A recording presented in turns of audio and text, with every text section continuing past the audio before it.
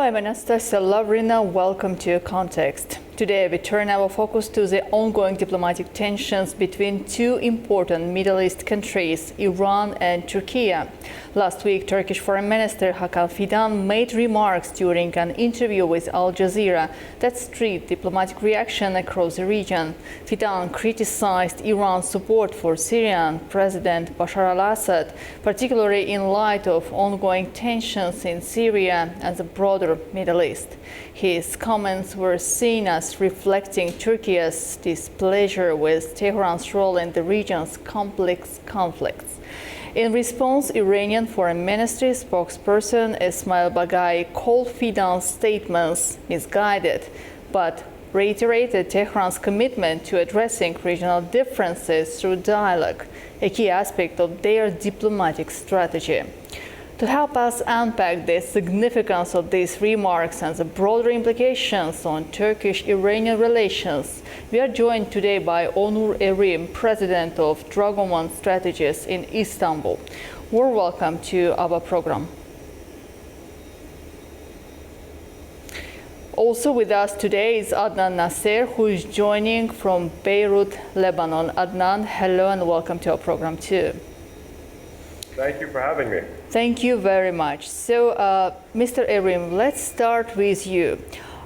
With the backdrop of these comments from both sides, do you believe that Ankara's approach towards Syria will shift or intensify in the coming months, especially in light of these remarks and Iran's ongoing position? Well, first of all, I think it wouldn't be unfair, nor would it be biased to say that Turkey has been extremely delicate in keeping her own domestic security for all the threats coming from Syria, but at the same time respectfully trying to do everything to keep the territorial integrity of the Syrian people and the country of Syria. So I don't think there's any questions or doubts about that. As to the wars being exchanged between Iran and Turkey for the last few days, I think that Turkey has been, for the last, several decades, has been extremely careful when it comes to any issue that involves or remotely has potential to involve Iran, has been very careful, has been very delicate, not to overstep its territory in the region. So, but at the same time, over the last several decades, we have unfortunately experienced a lot of threats to within the borders of Turkey that have somehow had an effect of the Iran regime. So, for the first time in a long time, Minister Fidan has just pointed out very delicately that everyone, that includes Iran, in the region has to be very careful as to which buttons where they push, which can directly or indirectly could affect the security issues of Turkey. Now, I'm talking about just Turkey right now. I'm not even involving anything for the region. So, all of a sudden we see this reaction, which is expected from Iran, as to taking this as some sort of a outspoken statement by the Minister Fidan of Turkey, which I think was very, again, rightfully put. It was maybe a first kind of its cautionary statements from Turkey. But I believe myself it was long overdue. So if you are trying anything in this region that will some way, somehow, directly or indirectly, is going to affect, first of all, the security issues within the Turkish borders, it's going to be replied as. And, taking a step further, if you're actually trying to do something to threaten the security issues of the region, I think Turkey will also be speaking out loud about this. He's just, I think, setting the scene straight, and he's just letting everyone know this region is shifting into a new era where, whether some like it or not, Turkey will actually fulfill her own duties and her own place. It's not going to just take a step back and watch things going on.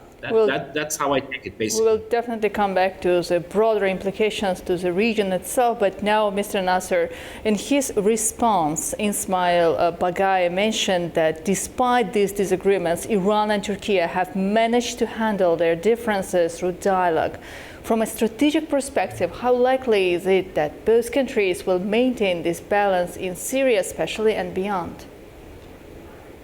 I don't see any particular reason why Turkey and Iran have to be at loggerheads with each other, as the title says. Turkey and Iran have always had positive diplomatic relations despite being on different sides of the Syrian civil war. The Iranians have their own security guarantees that they want to fulfill, and Turkey is not in a position, nor does it want to be in a position, to obstruct Iran's security needs. Iran also really needs to understand that it was on the wrong side of the civil war, not just the side that was defeated, but in many regards, it was on the wrong side morally. Many people here in Lebanon as well would agree to that. Here in Lebanon, you have a mix of opinions. On one hand, they see Turkey's role in Syria as creating this neo-Ottoman style system where it has influence in the Levant in a very dangerous and threatening way. Others see Turkey's role as a stabilizer, one that's going to help rebuild many of Syria's institutions, one of them regarding security, the economy, and of transportation. So you still have a variety of disagreements, but in the end, I see a country like Iran and Turkey having normal disagreements like any other countries would regarding the geopolitical situation in Syria. But the foreign minister's comments, I didn't see them as a threat at all. On the contrary, it was quite modest considering what Iran has said in the past itself. Mr. Nasser, one additional question to you. Given that Iran took a full week to summon the Turkish ambassador, do you believe Tehran is trying to de-escalate the situation? Or is it like the sending a message to Ankara that it will not tolerate such criticism in the future? I don't see them as taking a hardline stance against Turkey. In many ways, I think this was a subtle gesture on the part of the Iranians. They have their own views, and this is quite normal of Tehran.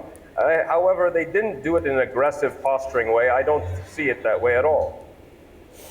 So it's interesting to know, Mr. Irim, the recent message made by PKK leader and its call to abandon arms.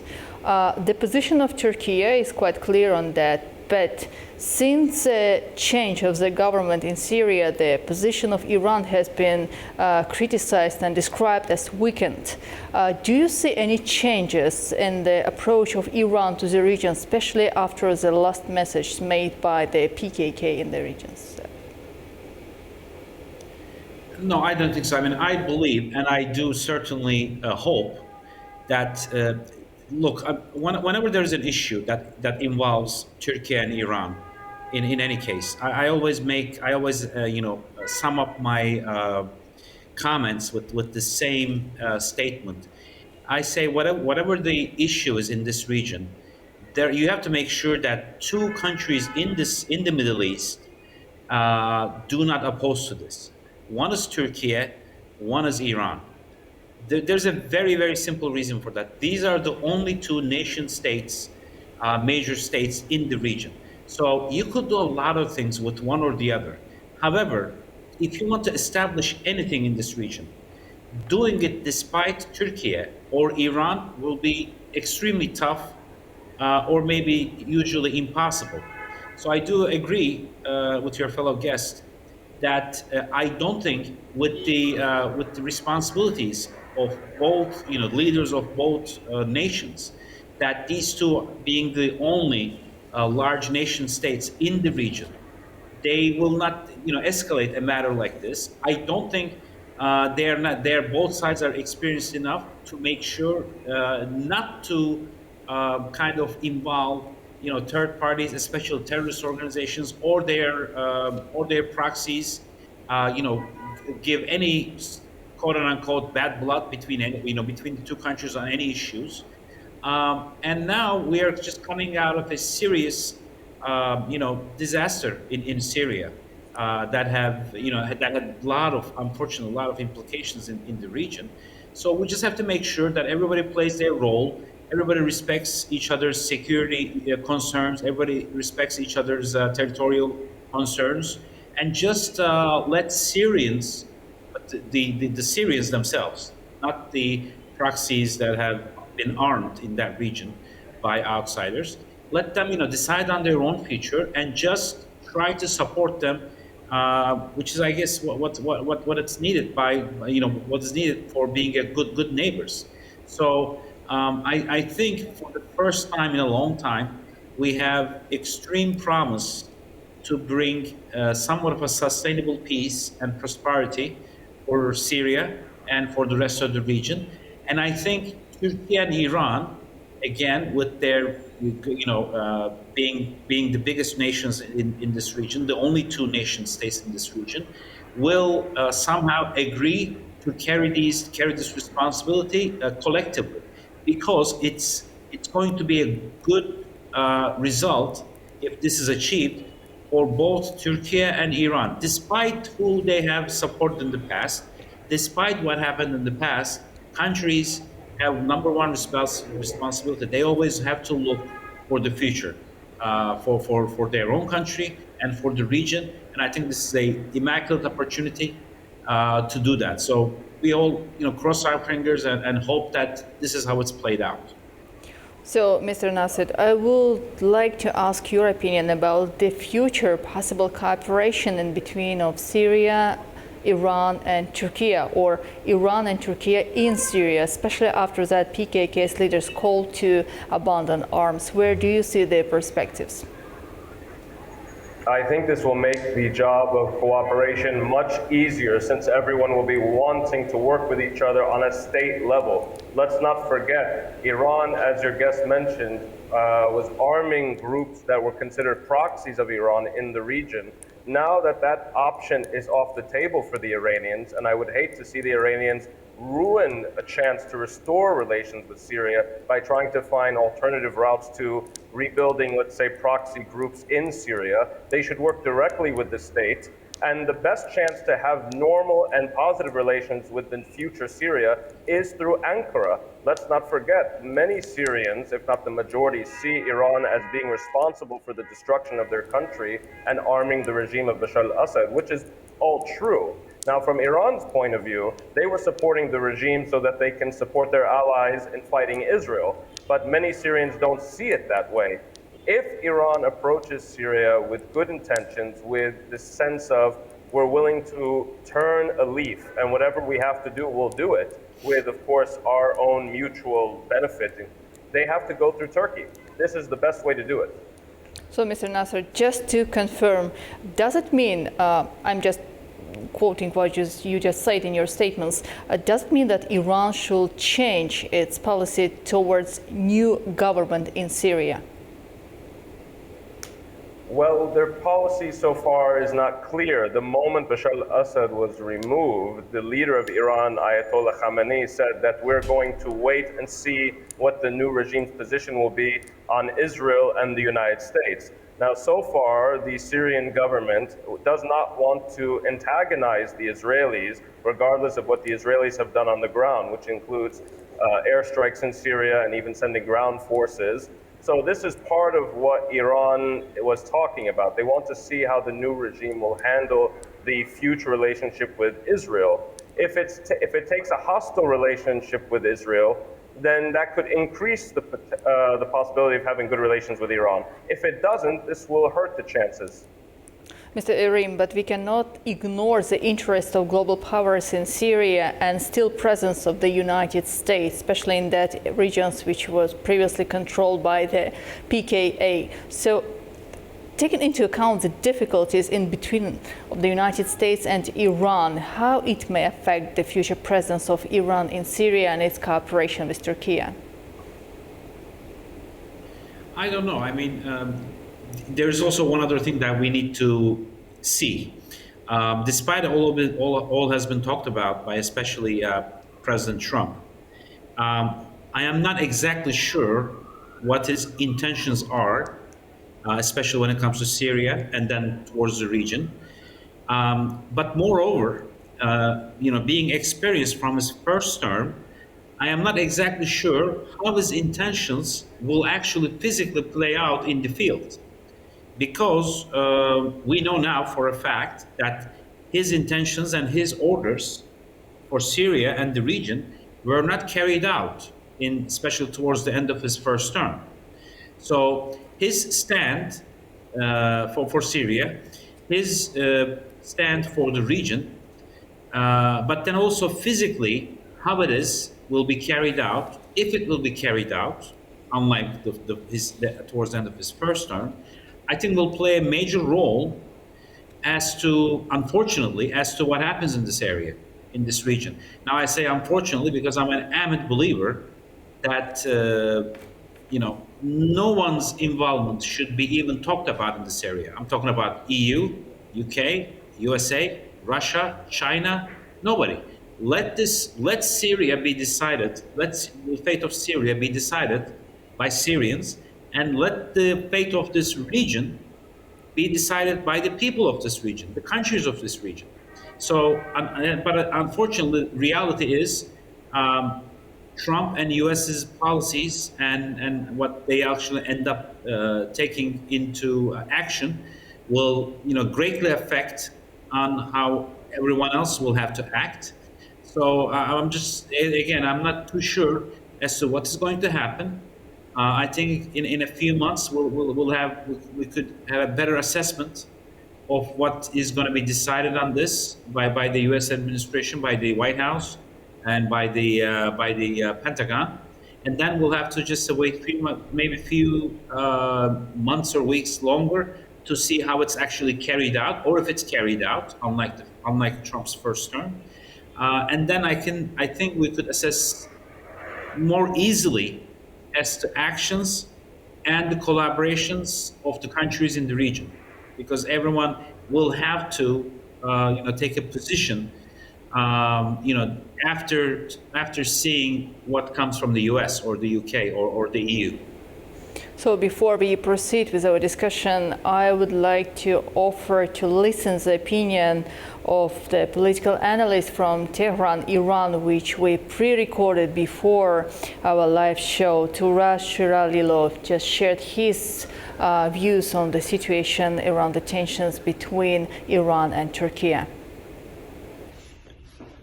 Iranian Foreign Ministry has summoned Turkish ambassador to Iran to express its protest over the remarks by Turkey's Foreign Minister Hakan Fidan, in which Mr. Fidan criticized Iran's regional policies. Mr. Fidan's statements were made during an interview which was published last Wednesday with Al Jazeera news channel. It's coming exactly 1 week after these remarks were published.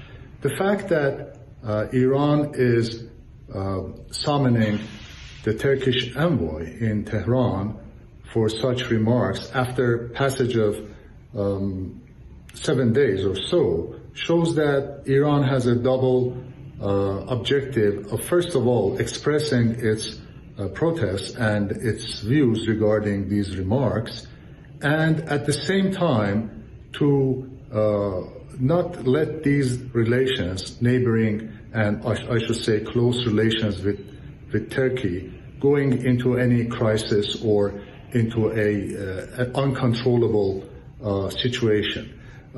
In fact, after Mr. Fidan's statement last Wednesday, Iranian Foreign Ministry spokesman on Friday also issued a statement in which they expressed that, or it was stated that Iran doesn't want its relations with Turkey to become damaged over such statements. Therefore, I should say that Iran and Turkey as neighboring countries have both differing, diverging and converging interests. And based on these diverging and converging points, they have a sort of cooperation as well as rivalry or competition in their regional policies.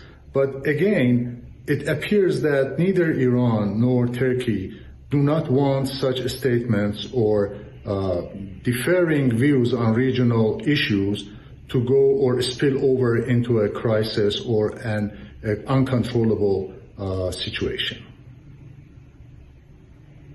That's indeed very interesting. It seems that the experts from Iran also support what we have just discussed here. First issue that from one side, Iran is willing to express, to show its dissatisfaction with the statements made by the foreign minister of Turkey. But from the other side, there is an intention to sustain the good relations with Turkey, as it's being considered as quite good relations between countries can also have a global implications to the region. So, Mr. Nasser, that's indeed very interesting. One phrase I liked, diverging interests two countries having in the region. I think it relates not only to Syria, but also to the broader geopolitical agenda in the Middle East. So, if we do look in behind, where do you see the further implications of these bilateral relations between Iran and Turkey in the broader Middle East region, and especially taking into account what we have already discussed, the interests of global superpowers in the region? I think both sides understand that they have more in common when it comes to having positive relationships, and this is something that I think will not last, this small disagreement. What's really frustrated the Iranians is that from their point of view, they have not been a destabilizer in the region, and they do not have a proxy empire, as some people would like to comment. Here in Lebanon, some people see Hezbollah and groups like the Houthis in Yemen as proxies. From the Iranian point of view, they see this as supporting the local organizations resisting occupation and what they call Western hegemony. So you were talking about geopolitical powers. Both Turkey and Iran actually have a stake in limiting the role of countries, let's say like the United States, in having a military presence in the region. Both countries, I think, would agree. They would like to see the last vestiges of the U.S. forces in Syria to withdraw. So this, I think, would take priority. It will be nice, Mr. Erim, to listen your opinion also in regards to our Iranian expert mentioned just previously. I think bottom line, and I think we're going to all agree, we would all agree on the same point. Starting with your expert that has has made a statement in regards to this issue. Iran and Turkey are two two of the nation states in the region that has a long history. Not just a long history as an empire, as a country, but also a long history of relationship and neighboring relationship. Yes, at times it was bad, at times it was better. However, the fact is, there's a neighboring partnership for thousands of years, and I would say it's more likely than not that this relationship will have to exist till the end of time. So Turkey and Iran, despite their sometimes domestic changes in their policies due to their regime or due to their governance may show differences, they will have to, and I believe they will, find a way to be more together than not. Which means, yes, we will see time to time some differences, time to time some frictions between them. Like you mentioned, the calling of the Turkish the envoy to the Iranian Minister of Foreign Affairs and talking about this issue. These are diplomatic notes. That's all they are. We should not look beyond them. This happens from both sides from time to time. These are all within acceptable measures. And as long as both countries, and I think they are, and the rulers of both countries are looking for a better, less troublesome future for their own countries, hence for the region, I think we're going to always move forward. And that's what everybody's hoping for. And, I think as the countries in the region become more and more self-determined, not foreign determined, things are going to get a lot easier. and I think we're going to have more prosperity and more peace in the region, and we will definitely have a better quality and a better quantity cooperations between any nation. And when things are getting better, believe you me, with its history and with its vastness, Turkey and Iran will be on top of the list as far as cooperating on newer things and on more things. Hopefully sooner than later.